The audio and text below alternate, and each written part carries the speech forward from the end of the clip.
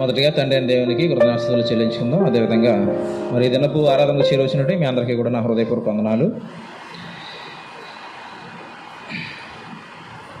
ఈ దినాన మరి అనేక సంవత్సరాల నుంచి సహవాసంగా కలిసినటువంటి మనం చాలా మార్లు వినే ఉండొచ్చు, నాకు తెలిసి చాలాసార్లు వింటాం. అయితే చిన్న మాటే కానీ సమస్య తెచ్చుకునేది, సమస్య రాకుండా ఆప్ చేసుకునేది దేని మీద అయితే ఆధారపడి ఉంటుందో దాని గురించి ఏదైనా మాట్లాడుకునేటువంటి ప్రయత్నం చేద్దాం. గ్రంథం ఉన్నవాళ్ళు దయచేసి గ్రంథాన్ని తెరవండి. త్వరగా కొన్ని విషయాలను చర్చించుకుని, అంటే ఇక్కడే దేవుడు ఒక వ్యాసంగా వ్రాసేసాడు మనకి, మనం ఎక్కడికి పరిగెత్తకుండాను ఆ సమయాన్ని బట్టి అవసరాన్ని బట్టి మనం వెళితే బయటికి వెళ్ళొచ్చు. వాక్యాల కొరకు అంతా కూడా ఇక్కడే మనకు ఒక వ్యాసంగా దేవుడు రాసించాడు కాబట్టి దినాన్న దాన్ని జాగ్రత్తగా పరిశీలన చేద్దాం. చాలా చిన్న విషయంగానే కనిపిస్తుంది కానీ అనుసరించలేనటువంటి పెద్ద విషయం అన్నమాట అది. కాబట్టి దాని మీద ఈ దినాన్న దృష్టి నిలుపుదాం. దయచేసి భక్తుడైనటువంటి యాకోబు రాసినటువంటి పత్రిక 3వ అధ్యాయము 2వ వచనాన్ని నేను ప్రారంభిస్తున్నాను. 2వ వచనం నుంచి మనం ముందుకు వెళ్ళే ప్రయత్నం చేద్దాం.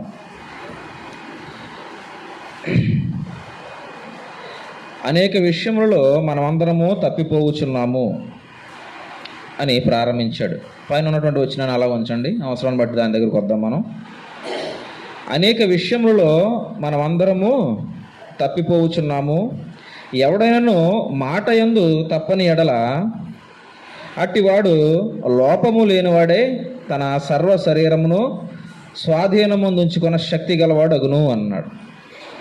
మనం అందరము కూడా అనేక విషయాల్లో తప్పిపోయేవారిగా ఉన్నామని, ముఖ్యంగా తప్పిపోవడానికి కారణమయ్యేటువంటి ఆ భాగాన్ని గురించి మాట్లాడుతున్నాడు అన్నమాట.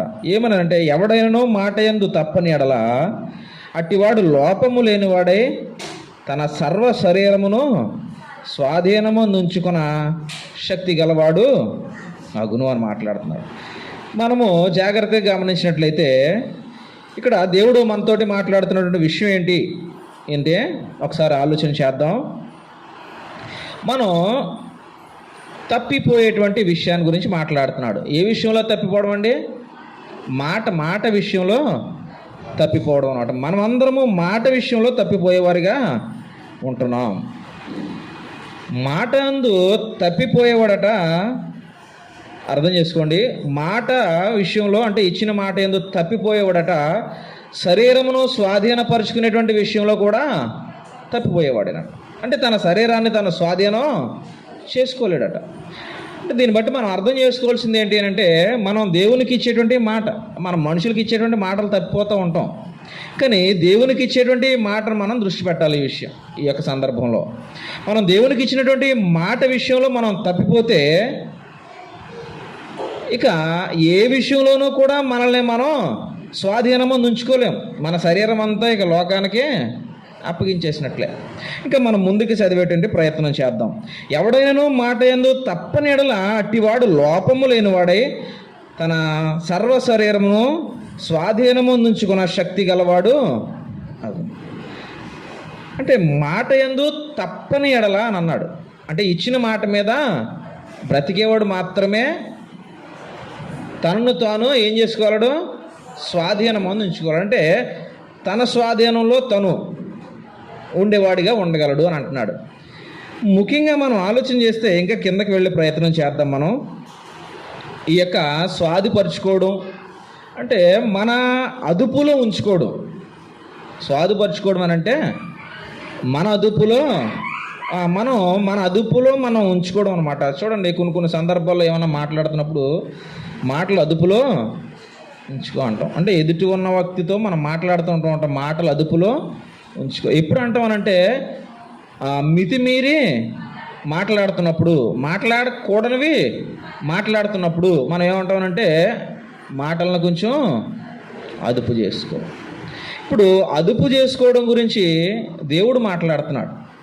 ఎందుకనంటే మనం ఇచ్చిన మాట మీద నిలబడినప్పుడు మనల్ని మనం అదుపులో ఉంచుకోలేని వారము అని మొదటిగా మనతో చెప్పాడు. ఏ మాట అయితే దేవునికి మనం ఇస్తున్నామో అండి మనం దేవునికి ప్రారంభంలో వాక్యం విన్న తర్వాత బాప్తిసం తీసుకోవడానికి వచ్చేటప్పుడు మనం మాట ఇస్తూ ఉంటామండి.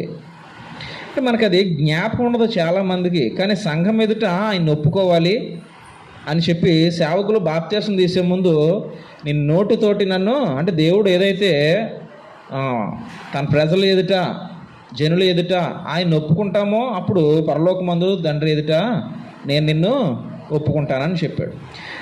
అయితే ఒప్పుకోవడం అంటే ఏ విధమైనటువంటి ఒప్పుకోలో వాక్యాన్ని బట్టి రోమీలు రాసిన పత్రికలో క్లియర్గా ఉంటుంది. అక్కడ మాట్లాడుతూ ఇక్కడ బాప్తిసం తీసుకునడానికి ముందుగా మనతోటి కొన్ని ఒప్పుకోలు చేస్తూ ఉంటారండి. పెళ్లి చేసేటప్పుడు ఒప్పుకోలు చేస్తారండి. పెళ్లి చేసేటప్పుడు కాబోయేటువంటి వధువుల్ని ఇరువుల్ని నిలబెట్టి ఒకరి మీద ఒకరికి అంటే ప్రమాణాలు చేస్తూ ఉంటారు. నేను జీవితాంతం నిన్ను గౌరవిస్తాను, ఏమండి, భార్యతోటేమో నీకు లోబడి బ్రతుకుతాను, భర్తతోటేమో నిన్ను గౌరవిస్తాను, నిన్ను సన్మానిస్తాను, ఎప్పటి వరకునంటే జీవితాంత పర్యము. ఇది విడనాడకుండా దేవుని చేత మన ఇద్దరం ఒకటవుతున్నాము కాబట్టి ఇరువురి మాట ఒకటిగానే ఇక ముందుకు కొనసాగుదాము అనేటువంటి కొన్ని ప్రమాణాలు చేస్తూ ఉంటారండి. కొన్ని ప్రమాణాలు చేస్తుంటారు. అయితే ఈ ప్రమాణాలు చేసేటప్పుడు నిజానికి పెళ్ళికొడుకు పెళ్లి కూతురు కూడా బాగా గమనించండి, వాళ్ళ మనసులో పెట్టరు ఇదేమీ. ఇక్కడ ఎవరైతే పెళ్లి చేసేటువంటి రిజిస్టర్ గారు ఉంటారో ఆయన చెప్తుంటారు, ఆయన నా నోట్లో నుంచి వచ్చింది నువ్వు చెప్పమ్మా అంటే ఏమొచ్చిందో కూడా స్పష్టంగా కూడా చెప్పలేరు ఎంతకైనా కదండి. అంటే ఏం జరుగుతుంది ఆ సందర్భంలో? ఈయన ఏదో చెప్తాడు, మేము ఏదో చెప్పాం అనుకుంటారు అంతే. నిజానికి అదేంటంటే ఒకరికి ఒకరు మాట ఇస్తున్నారు అనమాట. అక్కడ నిన్ను జీవితాంతం వరకు నేను నా ప్రాణంతో ఉన్నన్ని దినాలు కూడా నిన్ను గౌరవంగా చూసుకుంటాను, నిన్ను పోషిస్తాను, నిన్ను సంరక్షిస్తాను అని చెప్పి ఓ పురుషుడు ప్రమాణం చేస్తాడు స్త్రీకి. ఓ స్త్రీ ఏమో నా జీవితాంతం కూడా నా సొంత పురుషుని వల్లే, నా సొంత పురుషుడు నువ్వు కాబట్టి నీకు నేను ఎప్పుడు లోబడే ఉంటాను అని చెప్పి స్త్రీ ప్రమాణం చేస్తుంది.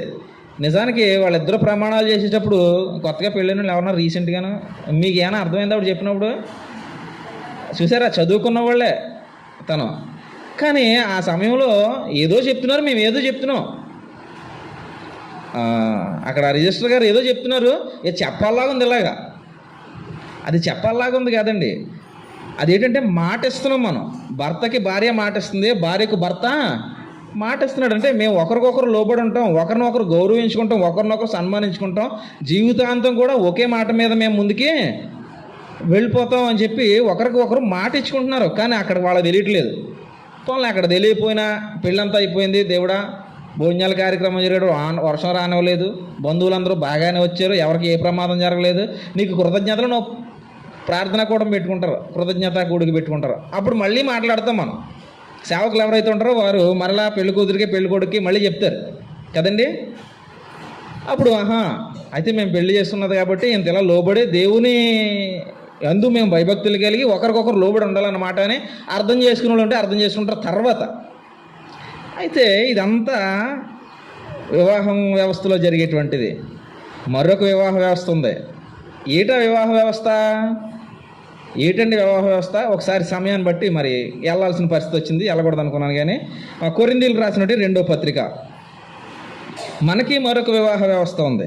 ఒకసారి అదేంటో మనం చూసొద్దాం. కొరింథీయులకు రాసినటువంటి 2వ పత్రిక 11వ అధ్యాయము 2వ వచనాన్ని నేను చదువుతున్నాను.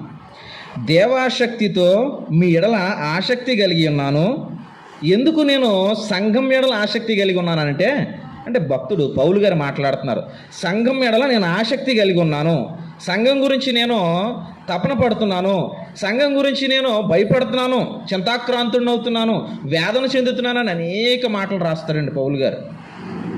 ఆయన ఇక్కడ మాట్లాడింది ఏంటంటే దేవుని యొక్క ఆసక్తితోటి మీ ఎడల ఆసక్తి కలిగి ఉన్నాను. ఎందుకు ఈ ఆసక్తి నాకు అనంటే పవిత్రురాలైన కన్యకగా ఒక్కడే పురుషునికి, పవిత్రురాలైన కన్యకగా ఒక్కడే పురుషునికి ఎక్కడ చదువుతున్నాను నేను? ఆ పవిత్రురాలైన కన్యకగా ఒక్కడే పురుషునికి అనగా క్రీస్తుకు సమర్పింపవలనని మిమ్మును ప్రదానం చేశాను. ఎవరనే? మనందరినీ కలిపి. ఎవరికి ప్రదానం చేశాడట? క్రీస్తుకు ప్రదానం చేశాడు. ఎలా ఉన్నప్పుడు ప్రదానం చేశాడు? ఎలా ఉన్నప్పుడు అంటే పవిత్రులుగా, మనల్ని పవిత్రులుగా ఉంచి క్రీస్తుకి ప్రదానం చేశాడు. అంటే మునుపు ప్రదానం చేయడానికి మునుపు మనం బాగా ఆలోచన చేసుకుంటే మనం అపవిత్రులమే. మనం ఇప్పుడు మునుపు అపవిత్రులమే. అయితే అపవిత్రతలో నుంచి మనల్ని ఏం చేశాడంటే క్రీస్తుకున్న పవిత్రతను మనకే అనుగ్రహించాడు. ఎలాగో అంటే బాప్తిస్మం. మనం అప్పుడు మాటిస్తున్నాం ఇక్కడ నుంచుని పెళ్లి దినాన్న ఏం చెప్పామో మనకు తెలియకుండానే ఏదో నోటితోటి ఉచ్చరించేసాం. కానీ ఇక్కడ చెప్పేది అర్థం చేసుకుని ఉచ్చరించాలి. ఇక్కడ మనం సంఘానికి కట్టబడ్డానికి వచ్చేటప్పుడు బాప్తిస్మానికి ముందు మనం ఏం మాట ఇస్తున్నాం అనంటే, ఇక్కడ స్త్రీ అవ్వచ్చు పురుషుడు అవ్వచ్చు, కానీ దేవుడు మాట్లాడినటువంటి ఈ దైవికమైనటువంటి మాటల ప్రకారంగా స్త్రీ అయినా పురుషుడైనా కన్యకేక. ఎందుకు? సంఘమంతా కన్యకే, అంత వధువు. మనం అందరం ఇలా విడివిడిగా ఉన్నా ఒక వధువు మనమందరం కూడా. మనందరి పురుషుడు ఎవరో? స్త్రీ అట. క్షమించండి, క్రీస్తు. మనందరము స్త్రీ అయి ఉంటే మన పురుషుడు క్రీస్తు గారు ఉన్నారు. అయితే మనం అందరం అపవిత్రులుగా ఉన్నప్పుడు క్రీస్తుకున్న పవిత్రతను మనకు అనుగ్రహించి ఇక్కడ మాట్లాడుతున్నాడు. ఎందుకంటే రేపటి నుంచి నువ్వు ఒక పురుషునికి అనగా క్రీస్తుకి భారీగా మారబోతున్నావు. ప్రదానం చేస్తున్నాడు ప్రస్తుతానికి. ఇది పవిత్రురాలుగానే నిన్ను మార్చి, ఎందుకు? ముందు నువ్వు మునుపు జన్మలో నువ్వు ఎలాగ ఉన్నావు నీ ఇష్టం వచ్చినట్టుగా, కానీ అవన్నిటినీ నీకు సమాధి చేస్తున్నాడు అన్నమాట. అవన్నిటినీ కూడా నీటి ద్వారా సమాధి చేస్తున్నాడు. సమాధి చేసి ఓ పవిత్రురాలుగా లేదా పవిత్రుడిగా నిన్ను లేవనెత్తి క్రీస్తుకి ప్రదానం చేసి. అయితే వివాహ వ్యవస్థలో ఒక స్త్రీ పురుషుడికి మాటిస్తుంది ఏమేనంటే, నా జీవితాంతము నీకు లోబడి నిన్ను గౌరవిస్తూ నీ మాట ప్రకారంగానే నేను నడుస్తాను అని. ఇక్కడ మరి స్త్రీ మనం క్రీస్తుకి మాటిస్తున్నాం. నేను పవిత్రురాలుగా నీ చెంతకు వచ్చాను. ఆ పవిత్రత మనం పురుషుడితో ఇప్పుడు భార్యాభర్తలు ఇరువురు ఉన్నారనుకోండి, వారిద్దరూ జీవితాంతం వారు కలిసి ఉంటారు, ఏక శరీరం అవుతారు. పవిత్రత పోదు. గమనించారో లేదో? పవిత్రత పోదు. కానీ వీరిరువురికి మధ్యలో ఎవరైనా ఎంటర్ అయితే పవిత్రత పోయినట్టే. ఇప్పుడు మనం పవిత్రులుగా ఎవరికి ప్రదానం చేయబడ్డాం? క్రీస్తుకు ప్రదానం చేయబడ్డాం. అప్పుడు మాట ఇచ్చాం మనం, క్రీస్తుకి నీకు లోబడి నీ మాట ప్రకారంగానే. ఇప్పుడు క్రీస్తు మనకు నేర్పించేది ఏంటి అని అంటే, ముందు నీవు నీ ఆధీనంలో, అంటే ఇక్కడ ఉన్నటువంటి విషయం ప్రకారంగా మనం ముందుగా మాట ఇచ్చాం క్రీస్తుకి. ఇప్పుడు మాటకి కట్టుబడి ఉంటే మనం అందరం కూడా దేవునికి ఏ మాట అయితే ఇచ్చామో ఆ మాటకి కట్టుబడి ఉంటే మన సర్వ శరీరాన్ని మనం ఏం చేసుకున్న వాళ్ళం అవుతాం? మనం అదుపు చేసుకునే శక్తి గలవారం అవుతాం. మన యొక్క అదుపాజ్ఞలో మన శరీరము ఉండగలుగుతుంది. ఆ మాట నుంచి తప్పిపోయాం అనుకో, దేవునికి ఇచ్చినటువంటి మాట నుంచి తప్పిపోయాం అనుకో, ఇక మనం అదుపులో ఉంచుకోలేని వారము అన్నమాట. కాబట్టి మనం ఇచ్చినటువంటి మాటకు మనం ఎంతవరకు కట్టుబడి ఉంటున్నామో ఒకసారి ఆలోచన చేసుకోవాలి. ఏమైనా ఎవడైనా మాట యందు తప్పనీడల అట్టివాడు లోపము లేనివాడే తన సర్వ శరీరంను స్వాధీనపరచుకున్న శక్తి గలవాడు అవుతాడు. మాట యందు తప్పని వాడైతే, ఏ మాట అయితే ఇచ్చామో ఆ మాట మీదే మనం వెళ్తూ ఉంటే మనల్ని మనం ఆధీనంలో ఉంచుకున్న వారమే. కానీ దేవునికి ఇచ్చినటువంటి మాట నుంచి తప్పిపోతాం చాలామంది అండి, ఒకళ్ళిద్దరు కాదు, చాలామంది తప్పిపోతారు. దేవునికి మాట ఇస్తాం, ఆ వేడిలో మాట ఇస్తాం, ఎవరి గురించో మాట ఇస్తాం, ఇంకా వేడి తగ్గిపోయిన తర్వాత మళ్ళా లోకంలో కలిసిపోతాం. అంటే మధ్యలోకి ఇంకొకటి వచ్చేస్తూ ఉంటాడు అన్నమాట. మధ్యలోకి క్రీస్తుకి మనకి మధ్యలోకి ఇంకొకడు ఎంటర్ అయ్యాడంటే మన ప్రధానం అంతా అపవిత్రలోనికి వెళ్ళిపోయింది. కాబట్టి ఒకసారి ఆలోచన చేసుకుందాం. ఇప్పుడు దేవుడు మనకు నేర్పించేది ఏంటి అని అంటే, అదుపాజ్ఞల్లో మనల్ని మనం ఉంచుకోవడం గురించి మాట్లాడుతున్నాడు. అదుపాజ్ఞల్లో మనల్ని మనం ఉంచుకోవడం గురించి. ఎందుకంటే మానవ సమాజం అంతా కూడా ఈ ఒక్క విషయంలో తప్పిపోతున్నారట. ఈ ఒక్క విషయంలో తప్పిపోతున్నారు. కిందకి మనం వెళ్ళి చూద్దాం ఒకసారి. గుర్రములు మనకు లోబడుటకై నోటికి కళ్ళెం పెట్టి వాటి శరీరం అంతయు త్రిప్పుతామంట. గుర్రానికి ఏం పెట్టారు? కళ్ళెం పెట్టారు. ఎందుకు గుర్రానికి కళ్ళెం పెట్టామనంటే అది నడిపించేవాడి యొక్క ఆధీనంలో. మళ్ళీ గుర్రానికి మనం కళ్ళెం ఎందుకు పెట్టామంటే అది నడిపించేవాడి యొక్క ఆధీనంలో. గుర్రం ఎవరి ఆధీనంలో ఉంది? నడిపించేవాడిని ఆధీనంలో ఉంది. కారణం ఏముంది? కళ్ళెం అనేటువంటి ఓ బంధం ఉంది ఇరువురికి మధ్యలో. జాగ్రత్తగా గమనించండి. గుర్రానికి నడిపించేవాడికి మధ్యలో ఏమి బంధం ఉంది అంటే కళ్ళెం అనేటువంటి ఓ బంధం ఏం చేస్తుందనంటే నడిపించేవాడి ఆధీనంలో గుర్రం నడుస్తుంది. అంతేనా? నడుస్తుంది. ఇంకొక మాట చదువుతాం ఈసారి. అది అర్థమైంది కదా? ఇంకొక మాట, ఓడను కూడా చూడుడి. ఓడ అవి ఎంతో గొప్పవై పెనుగాలికి కొట్టుకుని పోబడినను ఓడ నడుపువాని ఉద్దేశము చొప్పున మిక్కిలి చిన్నదగు చుక్కాని చేత తిప్పబడుతుంది. ఏమన్నాడు? ఓడ చాలా పెద్దదే కదండి. మనం కుర్రోళ్ళు చేసుకునే కాగితం పడవంత ఉండదు, మన ఊరంత ఉంటుంది. అది ఓడ అంటేనే మన ఊరంత ఉంటుంది. అది చాలా పెద్దదే. అంత పెద్దదైనా కానీ, ఎంత ఉంది కదా, అంత పెద్దదైనా కానీ ప్రకృతి గాలి వచ్చిందనుకోండి, అదే ప్రకృతి విలతాళం చేసిందనుకో, పెనుగాలి వచ్చిందనుకోండి, ఎంత పెద్ద ఓడ ఏమవుతుంది? గాలి ఏ దిశగా కొడితే ఆ దిశకి పరిగెడుతుంది ఆ ఓడ. ఇది ఎంత పెద్ద ఉన్నానా ఒకసారి గమనించండి. అంత పెద్ద ఓడ, కానీ గాలి కొట్టినప్పుడు ఆ గాలి దిశగా వెళ్ళిపోద్ది. అయితే ఆ ఓడను నడిపేవాడు అక్కడ ఉంటాడు, కెప్టెన్. ఓడను నడిపే ఆయన ఒక ఆయన ఉంటాడు, కెప్టెన్ అంటారు ఆయన.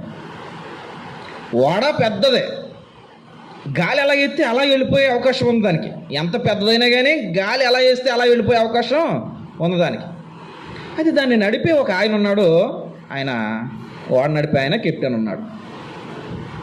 ఈ పెద్ద ఓడకి ఈ కెప్టెన్కి మధ్యలో ఇంకొక బంధం చేసేది ఉందన్నమాట. ఏమని రాశాడు? దాని పేరు చొక్కా అని. మీరు మన సినిమాలో చూస్తున్నప్పుడు టైటానిక్ సినిమా చూసారండి? కుర్రోళ్ళు చూసుంటారు, పెద్దోళ్ళు చూసుంటారు. ఇంకో సినిమాలు ఏమైనా చూసినప్పుడు ఏదైనా గాలి వచ్చేస్తుంటే ఇలా చక్రంలా ఉండి గిరిగిరిగిరిగిరిగిరిగిరి అని తిప్పేస్తూ ఉంటారు. దాన్ని చక్రంలా ఉంటుంది, ఇలా పట్టుకోవడానికి ఉంటుంది దాన్ని. మళ్ళీ దాన్ని తిప్పుతూ ఉంటారు అనమాట. అది ఏం చేస్తుందంటే అంత పెద్ద ఓడ ఎంత పెనుగాలు వచ్చినా ఆ గాలికి కొట్టుకుపోకుండా ఈ కెప్టెన్ ఆ చొక్కాని అనే దాన్ని ఉపయోగించి దాన్ని ఏం చేస్తాడట? కంట్రోల్లో పెడతాడు, స్వాధీనంలో. ఈ గుర్రం నడిపే వ్యక్తి ఏం చేస్తున్నాడు? గుర్రానికి నడిపే వ్యక్తికి మధ్యలో ఉన్నటువంటి ఈ కళ్ళెం అనేటువంటి బంధం గుర్రం జాగ్రత్తగా నడిచేలా చేస్తుంది. అంత పెద్ద ఓడ గాలికి ఎలా పడితే అలా కొట్టుకుపోకుండా నడిపేటువంటి వ్యక్తి ఆ చొక్కాని అనేటువంటి ఒక దాన్ని ఉపయోగించి దాన్ని ఏం చేస్తున్నాడు? స్వాధీనంలో ఉంచుకుంటున్నాడు. ఇంకా చదువుదాం ఏమండి? అలాగుననే వచ్చేసాం సార్ అసలైన అగాధం దగ్గరికి. అలాగుననే నాలుక కూడా చిన్న అవయవమైనను బహుగా అదిరిపడును. ఎక్కడికి వచ్చామండి ఇప్పుడు మనం? నాలుక దగ్గరికి వచ్చామండి. నాలుక దగ్గరికి వచ్చాం. ఇప్పుడు గుర్రాన్ని నడిపేవాని యొక్క ఆధీనంలో ఉండడానికి ఏం ఉపయోగపడింది? కళ్ళెం ఉపయోగపడింది. పెద్ద ఓడ నడిపే కెప్టెన్ యొక్క ఆధీనంలో ఉండడానికి ఏం ఉపయోగపడింది? చుక్కానే. ఇవి చిన్నయే, పెద్ద ఓడ చిన్నదే ఉంటుంది చుక్కానే. గుర్రము పెద్దదే ఉంటుంది, కానీ కళ్ళెం గుర్రం అంత ఉండదు, కళ్ళెం ఉంటుందా? చిన్నది ఉంటుంది. ఆ నోరుకి ఎంత సరిపడదో అంత ఉంటుంది. అవి పెద్దయ్యే కానీ చిన్నయే. ఏం చేస్తున్నాయి ఇవి? ఆ కళ్ళెం లేదనుకో దాని ఇష్టానుసారంగా అది పారిపోద్ది. ఈ పెద్ద ఓడకి ఆ చిన్న చుక్కాని అనేదాన్ని అదుపు చేయడం మానేసాం అనుకో దాని ఇష్టానుసారంగా అది పారిపోద్ది. ఇప్పుడు ఎంత శరీరం ఉంది ఏమండి? మన శరీరాలు కొంచెం చిన్న చిన్నవి ఉన్నా, కొంతమంది శరీరాలు ఎంతంత ఉంటాయి. ఎంత శరీరం ఉన్నా కానీ అదుపు చేసేది మాత్రం చిన్నదే. ఏంటది? అది అదుపు చేసేది నాలుక. అదుపు చేసేది ఏంటండి? నాలుక. ఇంకొకసారి మరి చదివి మళ్ళీ చెప్పుకుందాం. అలాగుననే నాలుక కూడా చిన్న అవయవమైనను బహుగా అదిరిపడును. ఎలా అదిరిపడుతుందో చూడండి. ఎంత కొంచెము నిప్పు ఎంత విస్తారమైన అడవిని తగలబెట్టును. నాలుక అగ్నియే. నాలుక మన అవయవములో ఉంచబడిన పాప ప్రపంచమై సర్వ శరీరమునకును మాలిన్యము కలగజేయుచు ప్రకృతి చక్రమునకు చిచ్చు పెట్టును. అది నరకము చేత. కారణం ఏంటి? ఎందుకు చిచ్చు పెడుతుంది అసలను? ఇప్పుడు ఎంత శరీరం ఉంది, నాలుక చిన్నది ఉందంట. అది సర్వ శరీరానికి కూడా మాలిన్యాన్ని అంటపెడుతుంది. సర్వ శరీరము కాలిపోయేటువంటి ప్రమాదంలోనికి తీసుకుపోద్ది. అడవిని చిన్న నిప్పు ఎలా కాల్స్తుందో అలా ఈ శరీరాన్ని అంతటినీ ఆ చిన్న నాలుక కాల్చేటువంటి ప్రమాదం ఉంది అని అన్నాడు. ఎందుకు కాలుస్తుందండి నాలుక? ఎందుకు కాలుస్తుంది నాలుక? ఎందుకు కాలుస్తుందండి? ఈ అబ్రహాముని తన నాలుక కాల్చేసిందా? కాల్చలేదా? ఓ నోవహుని తన నాలుక కాల్చేసిందా? మరి మన నాలుకలు మనల్ని ఎందుకు కాలుస్తాయి? ఎందుకు కాలుస్తాయి అంటే కాలుస్తాయి ఎందుకు? అదన్నమాట. దాన్ని ఉపయోగించేలాగా ఉపయోగించకపోవడం వల్ల. అది కాల్చడానికి పెట్టింది కాదు నిజానికి. ఎందుకు పెట్టింది మరి? అది దేవుని మహిమపరచడానికి. హెబ్రీయులకు రాసిన పత్రికలో ఆయన అంటాడు, మనం ఆయనకు స్తుతి యాగము చేయడం అనగా మన జిహ్వ ఫలమును ఆయనకు సమర్పించాలి అని అంటాడు. ఆయనకి స్తుతి యాగము చేయాలి అంటే మన జిహ్వ ఫలాన్నే, నాలుక అనేటువంటి ఆ ఫలాన్ని ఎవరికి ఇవ్వాలి? నడిపేవాని ఆధీనంలోనికి ఆ చిన్న అవయవాన్ని పెట్టాలన్నమాట. గుర్రానికి నడిపేవానికి మధ్యలో ఈ చిన్న కళ్ళెం ఉపయోగపడింది. ఆయన చేతిలో పెట్టింది, ఆయన చేతిలో ఉంది. అది నడిపేవాని చేతిలో కళ్ళెం. ఒకవేళ కళ్ళెం ఉండి గుర్రానికి ఆ రెండు తాళ్ళు నడిపేవాని చేతిలో లేవనుకో, ప్రయోజనం ఉంటుందా? లేదు, ఉండదు. నడిపేవాని చేతిలో ఉండకపోతే ప్రయోజనం లేదు. అలాగే చొక్కాన ఉంది, పెద్ద వాడ ఉంది, నడిపేవాడు ఉన్నాడు, వీడు ఇలా నుంచున్నాడు అనుకో, అంటే ఆ చేతిలోకి ఇవి రాకుండా నడిపే వ్యక్తి ప్రయోజనం ఉందా? ఉన్నాయి అన్నీ. కానీ ఎవరు సాధు చేయగలరో, ఎవరు నడపగలరో వాళ్ళ చేతిలో అది ఉండాలండి. అప్పుడు ప్రమాదాలు రావు. ఎందుకు ప్రమాదం వస్తుంది? అగ్గి చిన్నదే, అడవి ఎందుకు తగలబెడుతుందంటే అది కాల్చే లక్షణం దానికి ఉంది. ఆ చిన్న అగ్గితోటి అడవిని తగలబెట్టవచ్చు, ఇంట్లో వంట వండుకోవచ్చు. ఇది ఉపయోగపడేదే. కానీ దీన్ని ఉపయోగించేలాగా ఉపయోగిస్తే మంచిదే. అగ్గే అడవి తగలబెడుతుంది, ఇంట్లో వంట చేస్తుంది. కానీ దాన్ని మనం ఉపయోగించే విధంగా ఉపయోగపడితే, దాన్ని ఉపయోగిస్తే అది ప్రయోజనకరమే. అంతేనా? ప్రయోజనకరమే.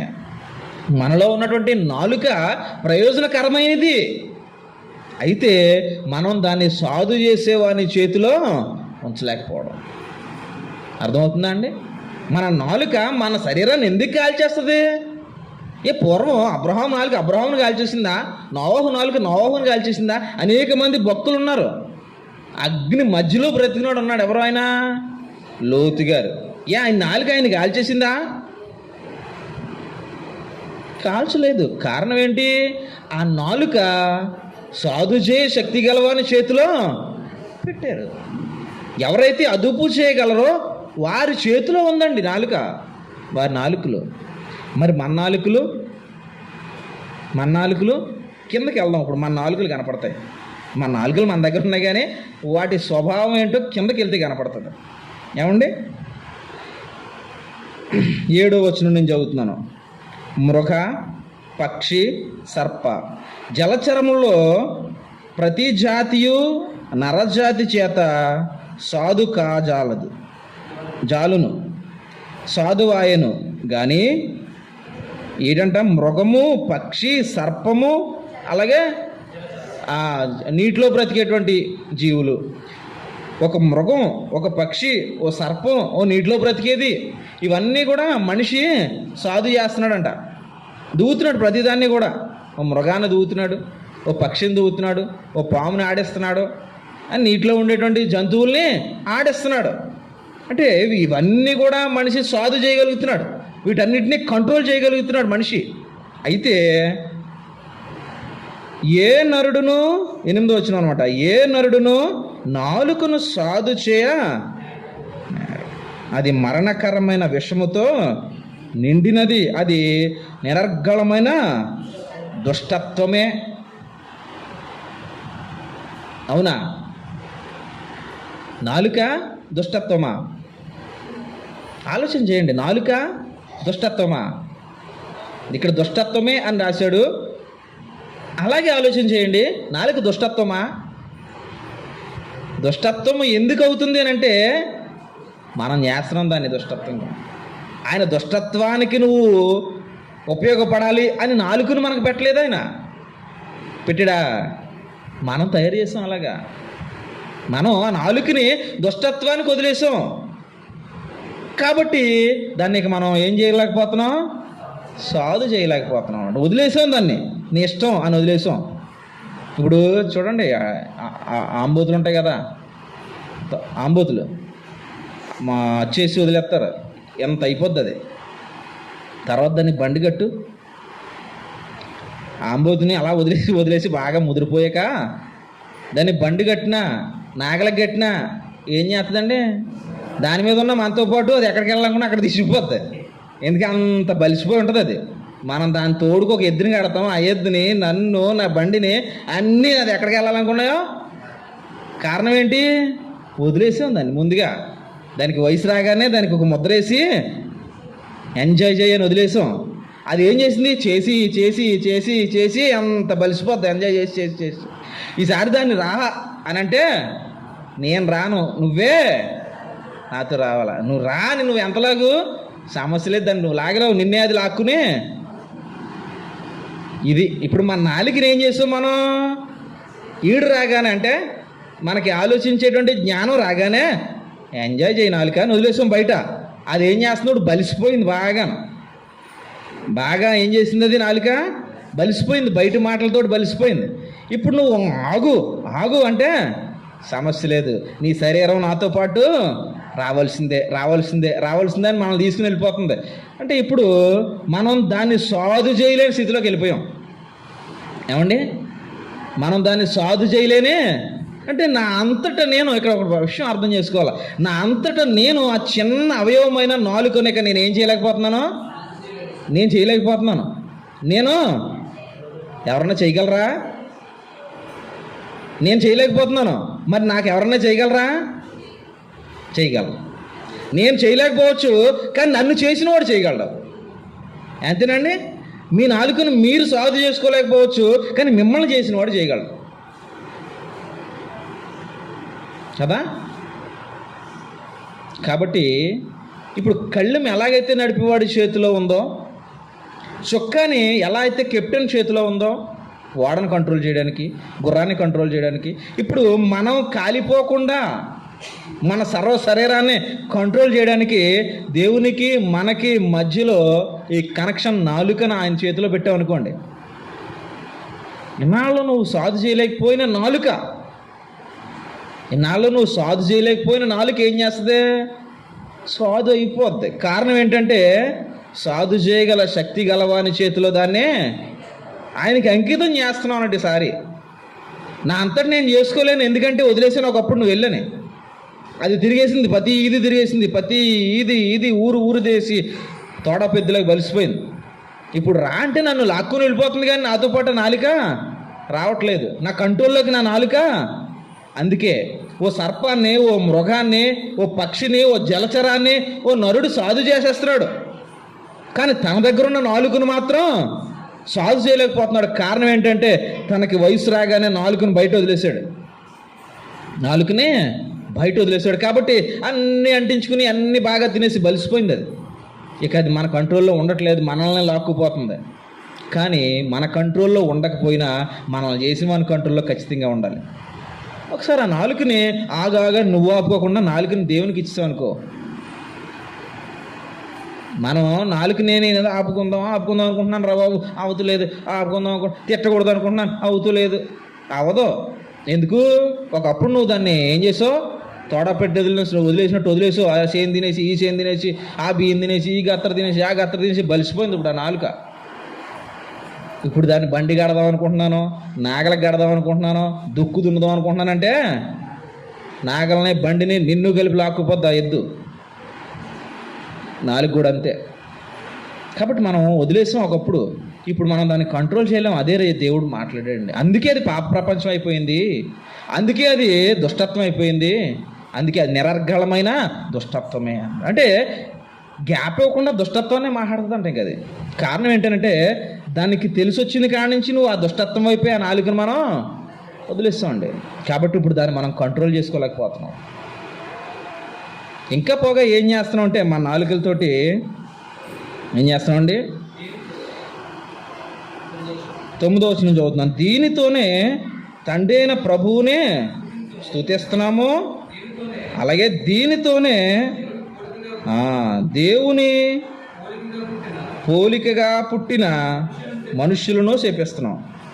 తండ్రిని సూచిస్తున్నామంట, మనుషుల్ని అంటే తిడుతున్నాం. ఇది మన కాడికి వచ్చేసింది కదా, మన నాలుకల దగ్గరకు వచ్చేసింది. ఇప్పుడు మన నాలుకలు ఉన్నాయి, మన నాలుకలు ఏ స్థితిలో ఉన్నాయో చెప్తున్నాడు దేవుడు. కారణం ఏంటి అని అంటే నా నాలుక నేను సాధు చేయాలనుకోవడం అనమాట. అవ్వదండి అది.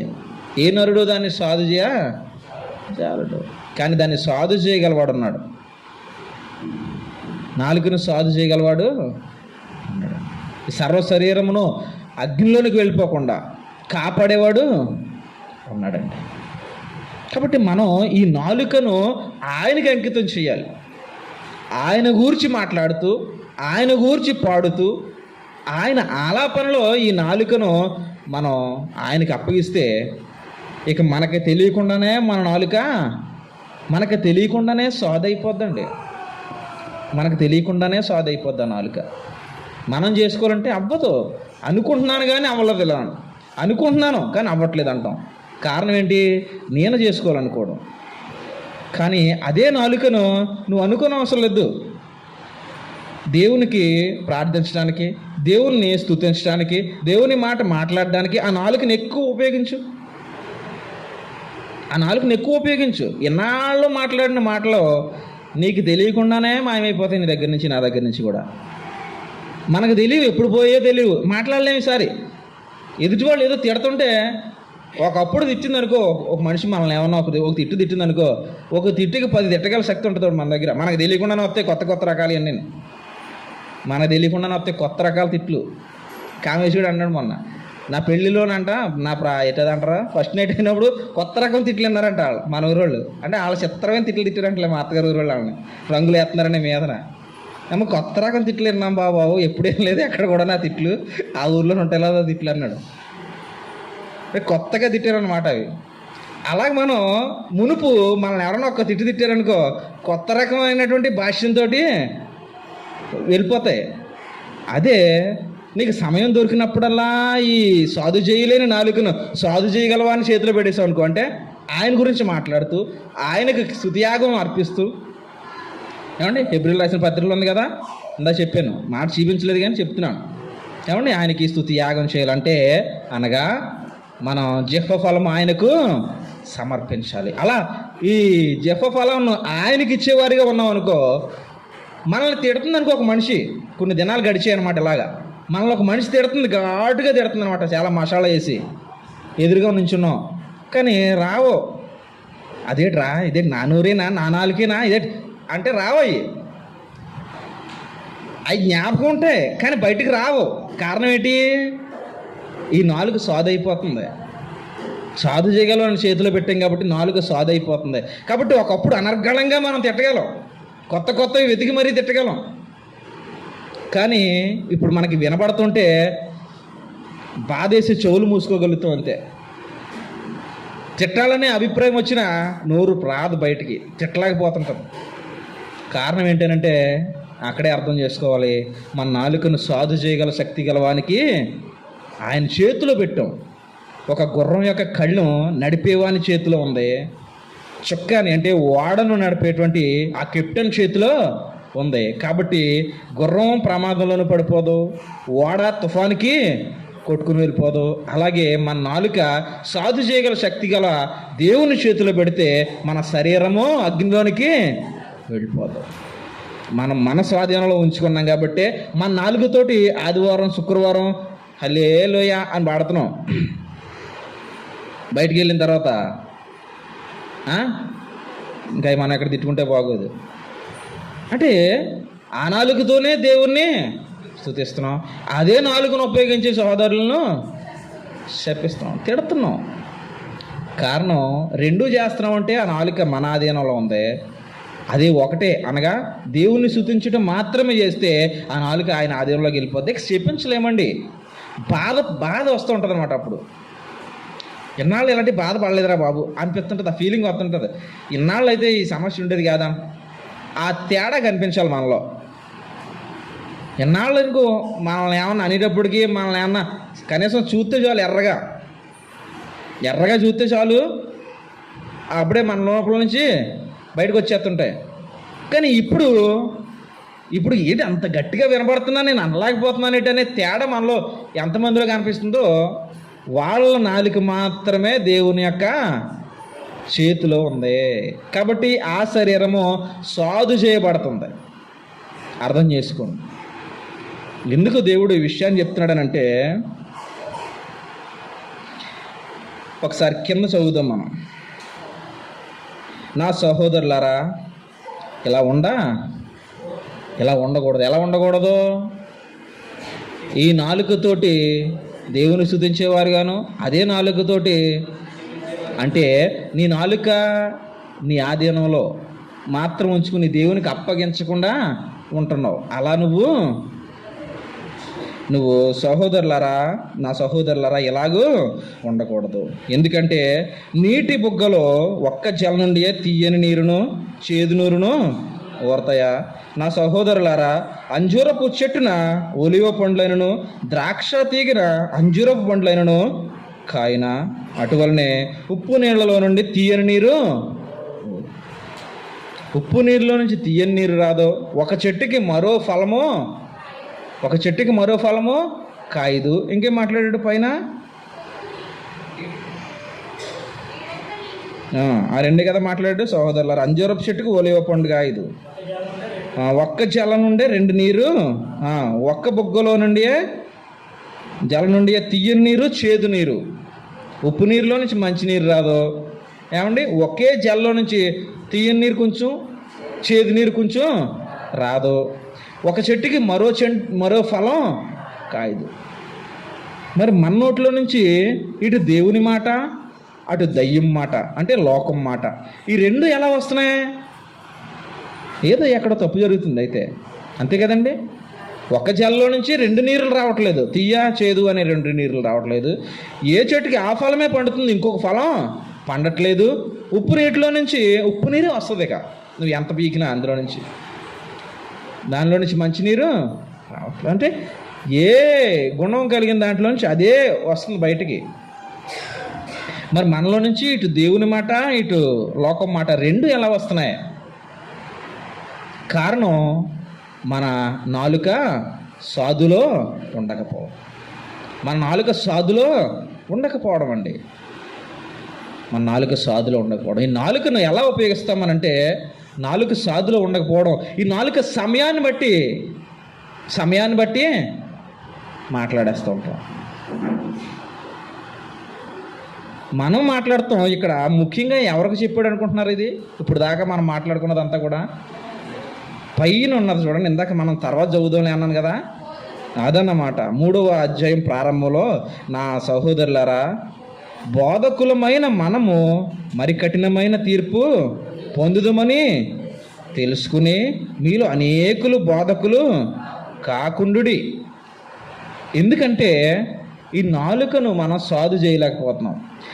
గమనించండి, బోధకులకి ఎందుకు చెప్తున్నాడంటే, ఒక్కడు 100 మందిని నాశనం చేస్తాడు. నా నాలుక స్థిరమైంది కాదనుకో, నేనేవో కళ్ళబోలి కబుర్లు చెప్పడం మొదలెట్టాను అనుకో, ఇక్కడ ఉన్నవారు అందరూ నాశనం చేసినోడే నేను. ఇక్కడ నిత్య జీవము, అసలు యేసుక్రీస్తు అంటే ఆయన దగ్గర ఉన్నదేంటి? మన శుక్రవారం జ్ఞాపకం చేశాను మీకు. యేసుక్రీస్తు అంటే ఆయన దగ్గర ఉన్నదేంటి? నిత్య జీవం. పేతురు గారు అదే కదా అన్నారు. వెళ్ళిపోతున్నారు అందరూ, మీరు వెళ్ళిపోవచ్చు అన్నాడు ఆయన. అప్పుడు పేతురు గారు ఏమన్నారు? ప్రభువా, మేము ఎక్కడికే వెళ్ళిపోతాం, నీవే గల నిత్య జీవపు మాటలు గల. అంటే యేసుక్రీస్తు దగ్గర ఉండేది ఏంటి అని అంటే నిత్య జీవపు మాటలు. ముఖ్యంగా ఆయన దగ్గర ఉండేది ఏంటి? నిత్య జీవపు మాటలు. అంటే మనల్ని పరలోకం తీసుకెళ్లేటువంటి మాటలు. ఇవి కాకుండా మీకేవో కాకమ్మ కథలు చెప్తున్నాను అనుకో, ముసలమ్మ ముచ్చట్లు వివరిస్తున్నాను అనుకో. ఈ ముసలమ్మ ముచ్చట్ల గురించి కూడా ఓ బోధకుడికే చెప్పాడు అక్కడ. ఎవరికే? తిమోతికి చెప్పాడు అనమాట. ఏమని? ముసలమ్మ ముచ్చట్లను విసర్జించి. అంటే మనం సామాన్యంగా మాట్లాడుతున్నప్పుడు అమ్మ మీరు ముసలమ్మ ముచ్చట్లు పెట్టుకోకండి అని మనం చెప్పుకుంటూ ఉంటాం. కానీ అక్కడ ముఖ్య ఉద్దేశం ఏంటి అని అంటే ఓ బోధకుడితో చెప్తున్నాడు, నువ్వు ముసలమ్మ ముచ్చట్లు పెట్టొద్దు, విసర్జించు. కారణం ఏంటి అని అంటే నీ ముందున్న అనేక మంది నీ శరీరంతో పాటు వాళ్ళ శరీరం కూడా నాశనానికి నడిపించేస్తావు. కాబట్టి నాలుకను మొదట నువ్వు సాధు చేయడం నేర్చుకోవాలి. ఈ నాలుక ఎలా పడితే అలా మాట్లాడేటువంటి విధానాల గురించి చూడండి ఒకసారి. యోధాపత్రికలో ఒక మాట ఉంటుందండి. యోధాపత్రిక 16వ వచనం నేను చదువుతున్నాను. వారు తమ దురాశల చెప్పున నడుచుచు లాభము నిమిత్తము మనుష్యులను కొనియాడుచు సణుగువారును. అంటే ఏం చేస్తుందండి నాలుక? లాభం కోరుతూ ఒకరిని ఏం చేస్తుంది? ఆడు ఎంత పోరంబోకైనా ఏం చేస్తుందండి? ఏం చేస్తుంది? ఏంటది ఇది అలా చేసేది? నాలుకే. ఏం కోరుకుంటుందంటే నేను ఏదో ఆశిస్తున్నాను కాబట్టి నువ్వు ఎంత పోరంబోకమైనా నిన్ను మాత్రం అమ్మ బాబోయ్ ఎంత లేదు అని పొగుడుతుంది నాలుక. అదే నాలుక ఇంకొక వ్యక్తిని చూపిస్తాను మీకు. యోహాన్ రాసినట్టే 3వ పత్రిక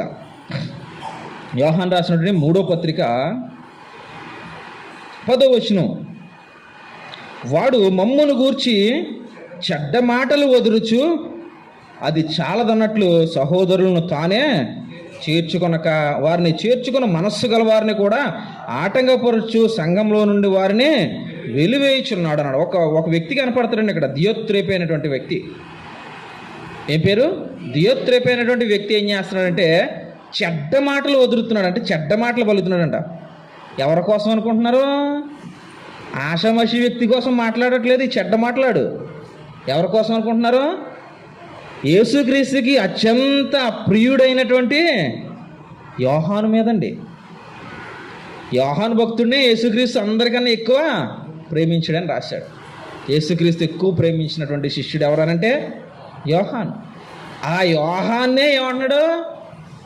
అమ్మ యోహాను మంచోడు కాదు, అలా కనపడుతున్నాడు కానీ నన్ను ఎంత నాశనం చేసాడు అనుకుంటున్నావు యోహాను అంటున్నాడంట. సంఘంలో కూర్చుని ఏం చేస్తున్నాడండి? చెడ్డ మాటలు. ఏదైనా ఆశిస్తే ఒక వ్యక్తి ఏం చేస్తున్నాడు? వాడు పోరంబోకైనా పొగిడేస్తున్నాడు, కొని ఆడుతున్నాడు. ఏమండి? అదే నాలుగుతో ఏం చేస్తున్నాడంటే ఎందుకు చెడ్డ మాటలు చెప్తున్నాడంటే యోహాన్ మీద, యోహాన్ కన్నా నన్ను బాగా చూడాలనుకుంటున్నాడు అనమాట అతను. ఆ దియోత్రేపు అనేవాడు వాడు ప్రధానత్వాన్ని కోరుకుంటున్నాడట. సంఘంలో నేనే గొప్పగా ఉండాలి అని అందరూ చూడాలి, అందరూ నా మాటలే వినాలి, నేను గొప్పోడిని అని ఊరంతా అనుకోవాలి అని చెప్పి దియోత్రేపు కూడా అనుకుంటున్నాడు. కాబట్టి ఎవరిని అంటున్నాడు? సాక్షాత్తు యేసుక్రీస్తు ప్రభు ఇష్టంగా ప్రేమించినటువంటి శిష్యుడు యోహాన్. యోహాన్ మంచోడు కాదు. యోహాన్ నన్ను ఏం చేసాడు అనుకుంటున్నావు? అప్పుడు సంఘం ప్రారంభించినప్పుడు వచ్చాడు, మన ఊరు వచ్చాడు కదా, అప్పుడు ఏం చేసాడు అనుకుంటున్నారని మొదలెడుతున్నాడు అనమాట.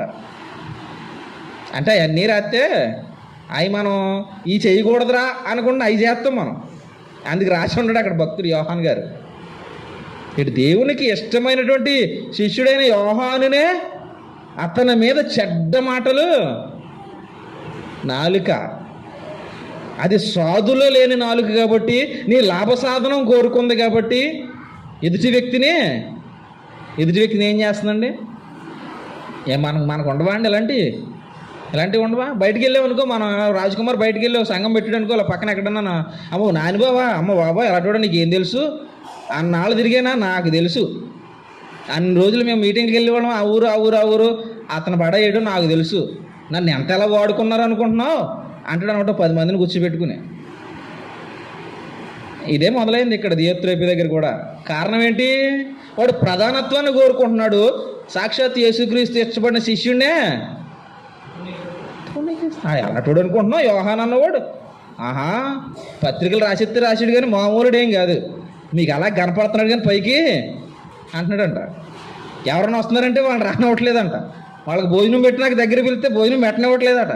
అదే సంఘంలో ఇంకొక ఆయన ఉంటాడు, అందరినీ ఆదరించేవాడు. ఎవరండి ఆయన పేరేం పేరు? గాయి. అదే సంఘంలో ఉన్నారు ఇద్దరు కూడా. ఏమో ఇద్దరికి అలాంటి ఆలోచనలు ఎందుకు వచ్చాయి అంటే, ఒక ఆయన నాలుక సాధు చేసేటువంటి ఆ దేవుని చేతిలో ఉంది, మరొకడు నాలుక సాధు చేయలేకపోతున్నాడు, వాడు ఆ దినంలోనే ఉంచుకున్నాడు. కాబట్టి ఆ నాలుక ఇష్టం వచ్చినట్లుగా మాట్లాడుతున్నాడు. మనం చాలా జాగ్రత్తగా గమనించాలండి. ఆ నాలుక దేవుని మాటలే చెప్తుంటాయి అండి. మనకి కొలసి పత్రికలోను, ఎఫెసీలు రాసిన పత్రికలోను ఇలాంటి నాలుకలతో మాట్లాడే వాడి గురించి చెప్తారండి. ఏంటి వాళ్ళు నిరర్ధక తత్వజ్ఞానం చేత ఏం చేస్తారంటే మనల్ని మోసం చేస్తారు. ఏదో ఎమోషనలైజేషన్ అనమాట.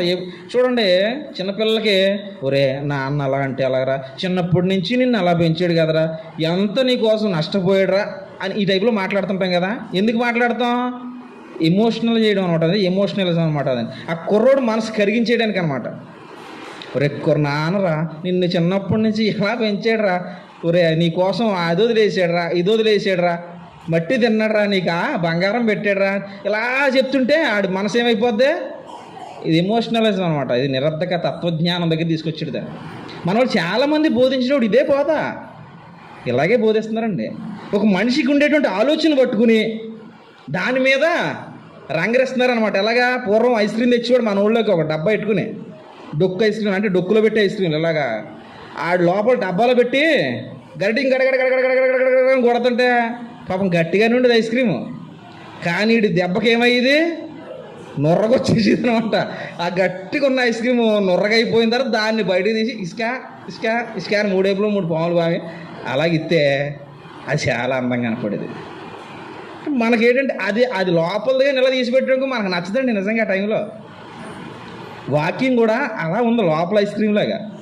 కొంతమంది బోధకులు దీన్ని ఏం చేస్తున్నారంటే గడగడగడగడగడగడ నొరగా చేసేస్తున్నారు. దీన్ని ఉన్నదాన్ని ఉన్నట్లుగా బోధించక ఇక్కడ ఉన్నది అలాగ ఉండొచ్చి కొత్త విషయం ఇక్కడ ఉండదు, అది ఎంతగానే ఇంకొక విషయం, ఒరే నాన్నరా చిన్నప్పటి నుంచి నేను పెంచాడరా అని మొదలెడుతున్నారు. ఇందులో ఉన్నాయి చెప్పండి చాలు అంటుంది బైబిల్ ఏమంటుంది? ఇది మాట్లాడు చాలు. ఎక్కడ మాట్లాడాలో అక్కడ మాట్లాడు, ఎక్కడ నిశ్శబ్దంగా ఉండాలో అక్కడ నిశ్శబ్దంగా ఉండాలని బైబిల్ నేర్పిస్తుంది మనం. కానీ నిరర్ధక తత్వజ్ఞానం చేత మనల్ని తప్పుదారి పట్టించేటువంటి నాలుకలు. అందుకే బోధకులు చెప్పండి, మీరు అనేకులు బోధకులు అయిపోకండి మీ ఇష్టానుసారంగా. ఎందుకంటే ఇలాంటి ఎమోషనల్ బోధలు మనుషుల ఆలోచనకు తగినట్లుగా బోధించేసి, నేను ఏదో కోరుకున్నాను అనుకో దానికి తగినట్లుగా ఒక వాక్యం పర్వాలేదురా నువ్వు కోరుకున్నది మంచిదే, ఇంకో ఇక్కడ ఉంది ఉంటుంది, ఇక్కడ అది వద్దనుందా చెయ్యనుందా, పోనీ చెయ్యనుంటే ఎవరిని చేయమనుందా, ఇవేమి అనవసరం, మనకు అనవసరం. కాబట్టి నాలుక రకరకాలుగా నాశనాన్ని తీసుకుని వెళ్ళిపోద్ది. అందుకే బోధకులైన మీకు చెప్తున్నాను, నాలుకని సాధు చేయడం చాలా కష్టం. కాబట్టి అనేకులు నేను బోధించేవాడినే అని ముందుకు వచ్చేకండి, చాలా కఠినమైన శిక్ష ఉంది అని అంటున్నాడు. ఎందుకనంటే బోధకుడికి చెప్పేది, నా వల్ల ఇక్కడ ఉన్నటువంటి 100 మంది నాశనం అయిపోతారు. అలా లోకంలో ఉన్నటువంటి బోధకుల వలన, ఉన్నది ఉన్నట్టుగా ప్రకటించే బోధకుడు వలన ఏముంది? నిత్య జీవపు మాటలు ఉన్నాయి. లేఖనాలు పరిశీలించినా నిత్య జీవమే ఉంది. ప్రస్తుతం ఉన్నటువంటి వాక్యాన్ని మనం జాగ్రత్తగా ధ్యానించినా పరలోకానికి బాటే ఉంది. ఇక్కడ లేనివి ఏవో తెచ్చి ఇక్కడ లేవయ్యి. ఇక్కడ లేనివి తెస్తే అది ఏం మాట్లాడుతుంది? నిత్య జీవం గురించి చెప్పదు. ఇక్కడ నిత్య జీవం గురించి ఉంది. కాబట్టి జాగ్రత్తగా బోధకులకి చెప్తుంది. అలాగే మనకే నాలుకలు ఉన్నాయి కాబట్టి మనకే చెప్తుంది. మన నాలుకను సాధు చేసుకోలేము. అది నాలుక సాధు అవ్వాలంటే సాధు చేయగల శక్తి గల దేవుని చేతిలో పెట్టాలండి. ఇంకా దానికి సంబంధించిన వాక్యాలు ఉన్నాయి కానీ ఇంకా అవసరం లేదు, మనకి సమయం అయిపోతుంది. కాబట్టి ఒకటే మనకి జ్ఞాపకం రావాల్సింది, ఇక్కడ గ్రంథం ఏం చెప్తుందో దాని ప్రకారంగా మనం మాట్లాడినా, ఇక్కడ గ్రంథం మొన్న మీకు 2 వారాల క్రితంలో ఉంది, మీకు చెప్పాను. అండ్ భక్తుడైనటువంటి యాకోబు గారు రాసిన దాంట్లో మీకు చెప్పాను. ఏమని చెప్పాను?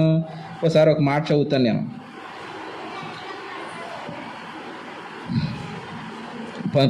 2వ అధ్యాయము 12వ వచనం. జాగ్రత్తగా టిక్ పెట్టుకోండి, చాలా ముఖ్యమైనది. ఇప్పుడు బ్రతుకుతున్న మనకి చాలా ముఖ్యమైన మాట అది. స్వాతంత్రమునిచ్చు నియమము చొప్పున తీర్పు పొందబోవు వారికి తగినట్లుగా మాట్లాడుడి, అలాగుననే ప్రవర్తించుడి.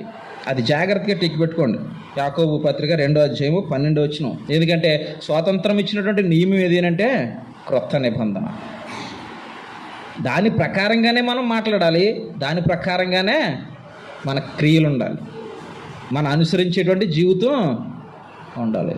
ఇక దీన్ని వద్దని బయటికి, దీన్ని కాదని ఇందులో కొత్త విషయాలు తెచ్చి ఇందులో దాన్ని బయటికి తీసేస్తాం అనుకోండి,